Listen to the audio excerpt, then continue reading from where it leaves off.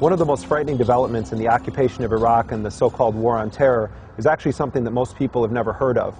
In addition to the 150,000 troops that the U.S. has on the ground in Iraq, the Bush administration has deployed a shadow army of some 100,000 contractors. Of these, tens of thousands are heavily armed mercenaries that roam Iraq with impunity. Among the most powerful of the companies operating in Iraq is Blackwater USA, a secretive company based in the wilderness of North Carolina. It's headed by a right-wing, Christian conservative bankroller of President Bush and his allies. And Blackwater envisions itself as the FedEx of the national security apparatus. But the reality is that Blackwater has become a prime player in the war on terror, and nothing short of the Bush administration's Praetorian Guard. Cover, you got more coming.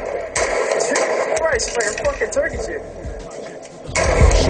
I would like to raise my children to grow to be soldiers, but then a general would decide when they like to. Blackwater USA largely operated in the shadows of the U.S. war machine until the morning of March 31st, 2004, when 4 Blackwater contractors were ambushed and killed in the Sunni city of Fallujah, Iraq.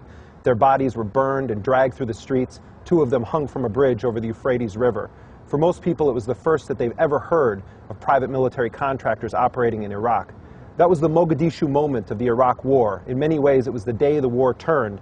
Unlike Somalia, when the Clinton administration pulled out, the Bush administration initiated a massive revenge attack. They laid siege to the city of Fallujah, killed hundreds of people, displaced tens of thousands of others, and in the process inflamed the Iraqi resistance that haunts U.S. occupation forces to this day. The Cold War's over, but the world is still getting colder. Atlas walking through the projects with the hood on my shoulder. The Bush administration came to power with a radical privatization agenda. We see it in our schools, prisons, healthcare system, and law enforcement in the United States.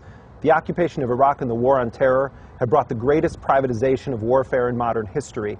Blackwater USA has become one of the most powerful private actors in the so-called war on terror.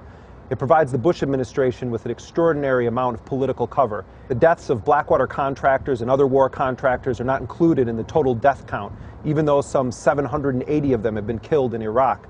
Their injuries don't get calculated either. Their crimes don't get punished. What you have is a revolving door. Blackwater and other companies benefit the Bush administration, and in turn the Bush administration and its Republican allies in Congress have shielded these military contractors from any effective oversight, any effective accountability, any effective legal system. Their operations are shrouded in secrecy, and people in Congress find it almost impossible to get information about Blackwater and other companies' operations. And we know virtually nothing about this. We think about 40 cents of every dollar goes to private military contractors. We think about 800 of them have been killed in Iraq, but we don't know that. They're not even counted.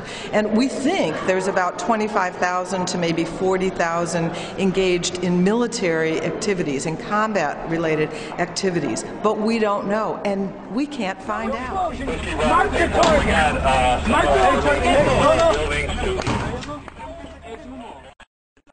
Blackwater USA has 2,300 men actively deployed in 9 countries around the world. They have an additional 20,000 contractors at the ready.